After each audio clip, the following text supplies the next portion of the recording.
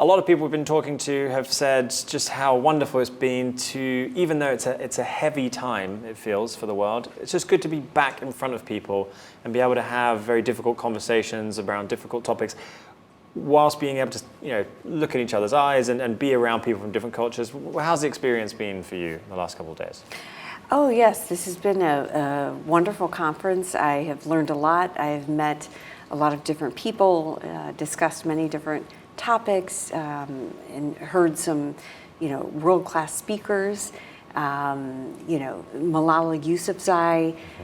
It's been amazing to hear her. She has such a powerful voice on the issue of girls' education at a time, when the Taliban have reversed a decision and are not allowing girls to go to high school. So there's been so many issues. The Indo-Pacific has been discussed, Ukraine. It's just been a fascinating 2 days, very stimulating. And of course, it's wonderful to be back in person and talking with people face to face.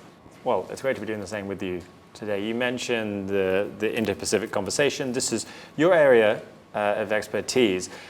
And I wanted to first start by looking at the kind of big picture. Every time something happens around the world, there's an impact on US foreign policy.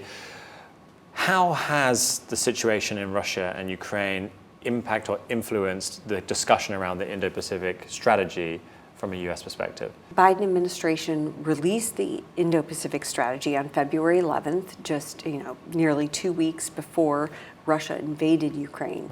And I think the purpose of releasing it at the height of the crisis in Eastern Europe was to demonstrate that the long-term challenge priority for the U.S.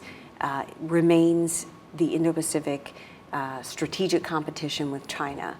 And the strategy was very clear that the U.S. wanted to work more closely with allies and partners in the region to meet the challenge from China.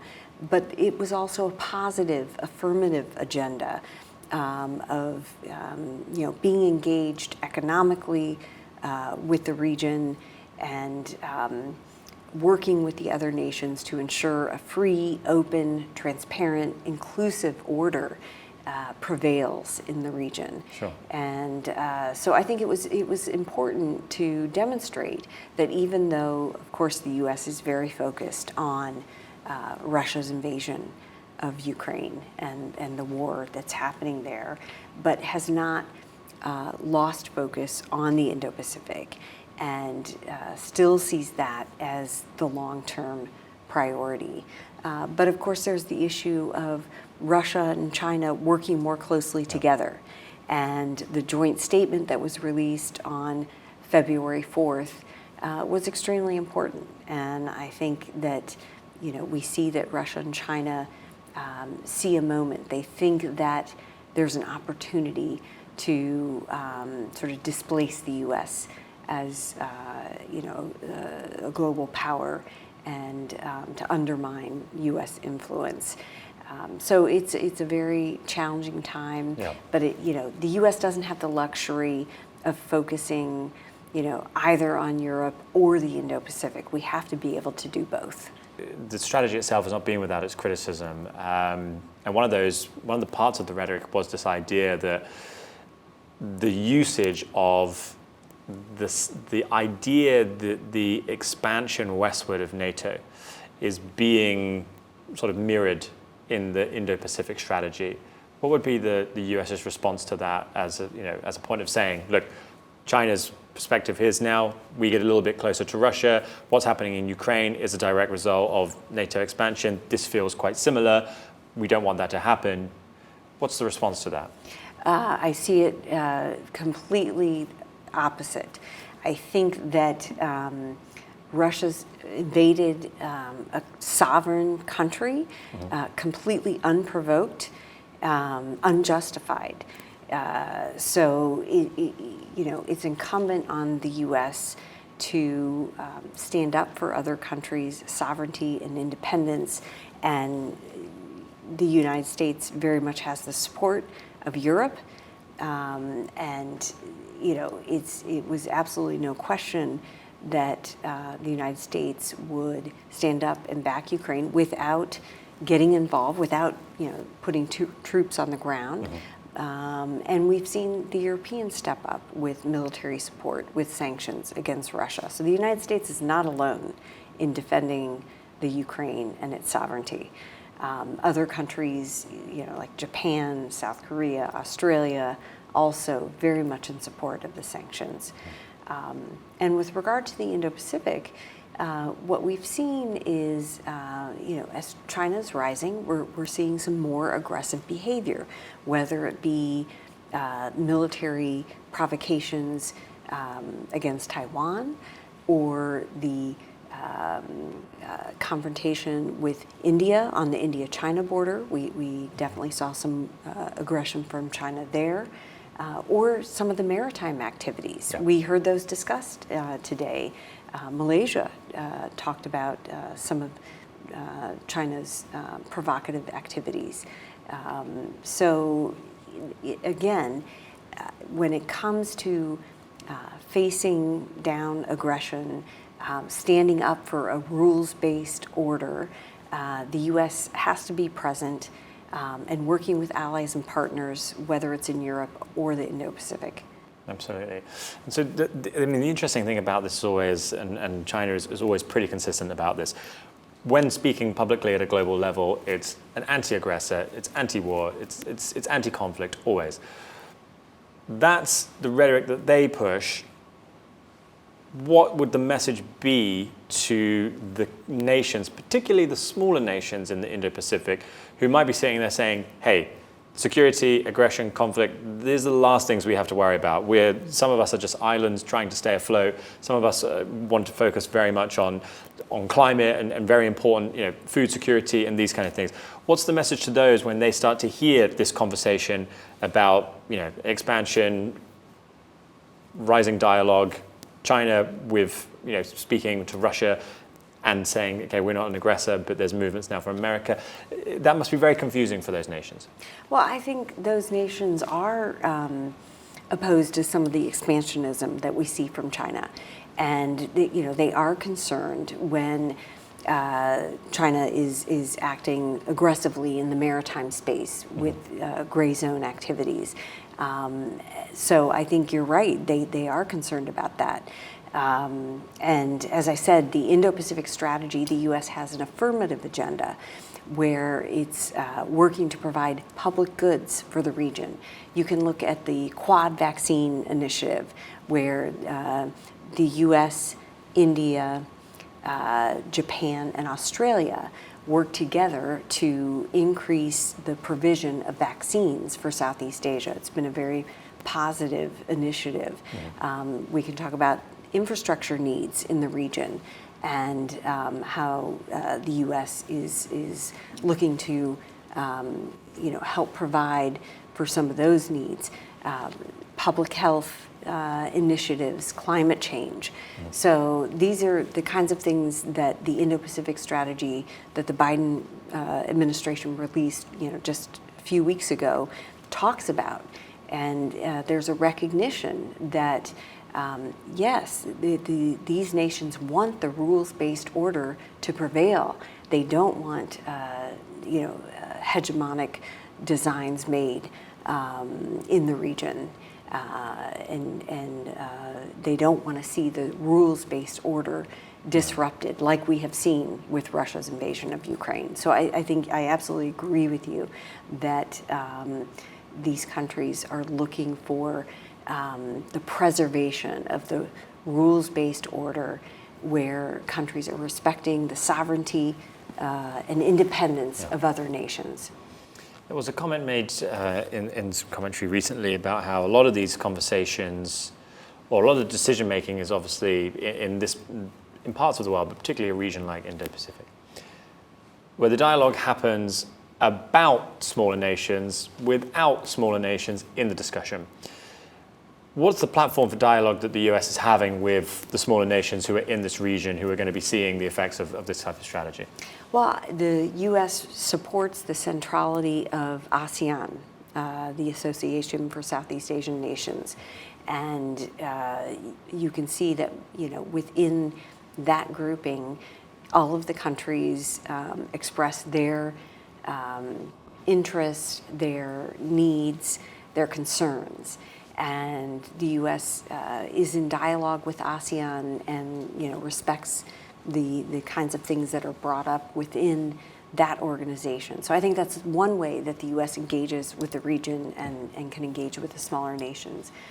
Also, you saw Secretary Blinken visited Fiji in the Pacific Islands. And so I think there is an effort by the United States to hear the concerns of these regions, hear what they're interested in, whether it's fishing rights, protecting their exclusive economic zones from infringement by maritime aggression. So all of these things, I think the U.S. is engaged with and sees ASEAN as really a central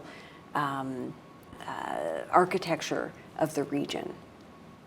I'm just interested to ask, and forgive the question, with a place like Fiji, with a place like an island like Mauritius, places that have, in certain times, suffered from big business, big nations. I refer to the oil spill in Mauritius that was devastating for a small island. When they engage in those conversations with a superpower like the US, and when they're engaging with conversations with a superpower like China, is it the best of a bad situation for them? Would they rather be left alone?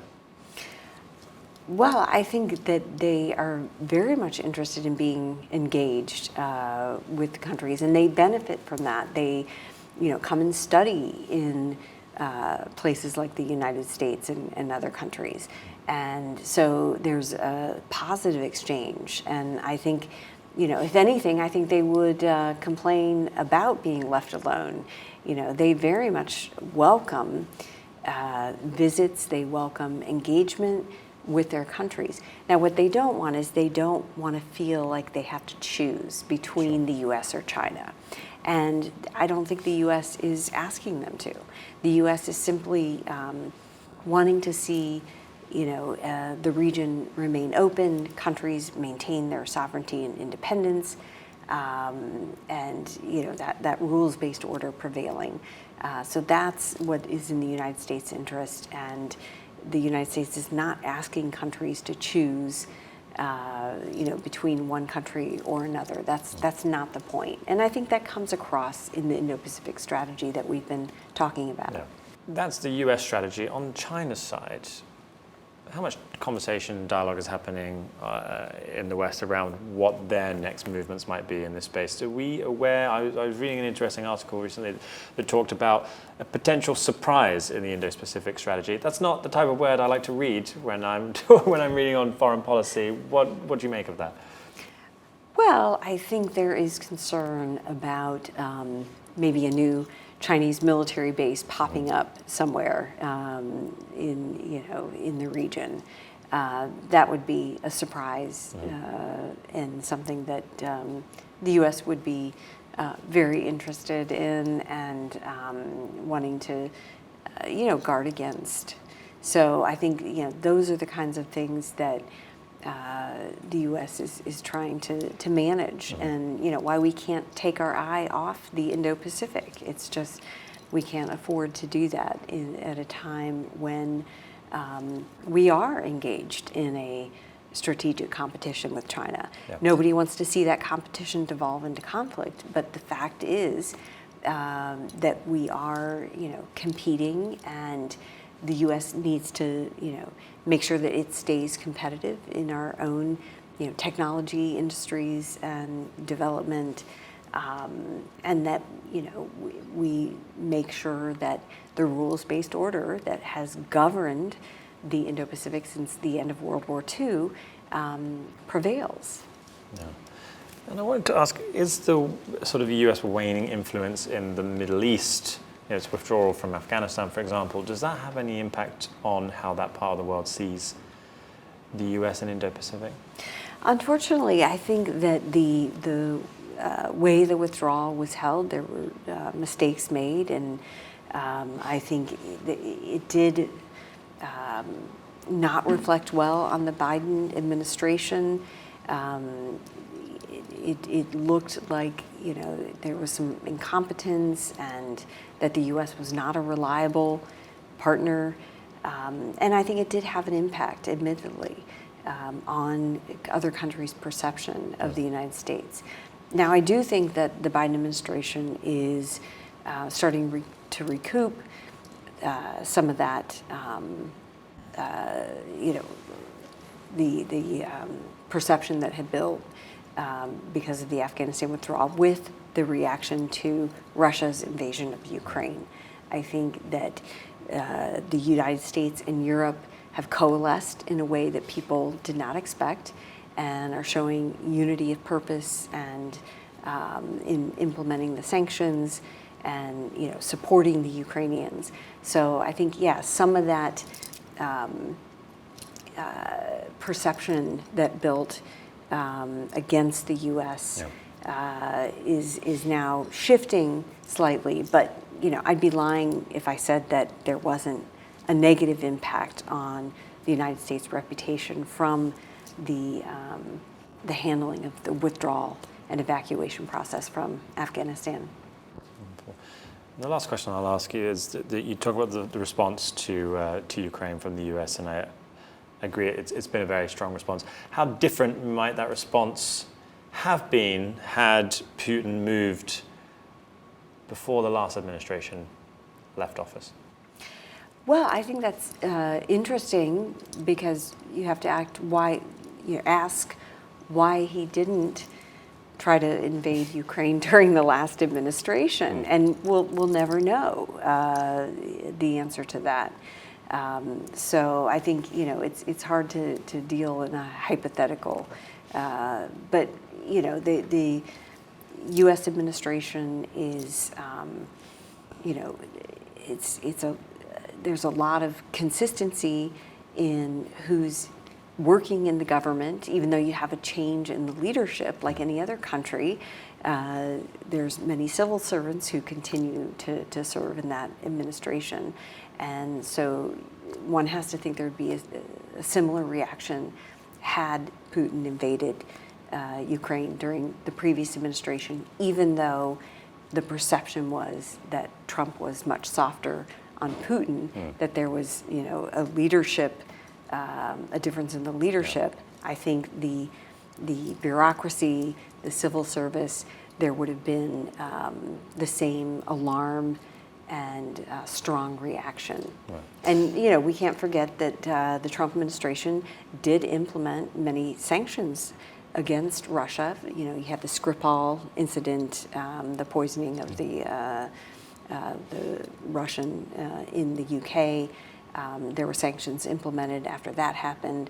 So I think that's, you know, part of the U.S. system that, you know, there is some consistency, whether it's a Democrat or a Republican in office.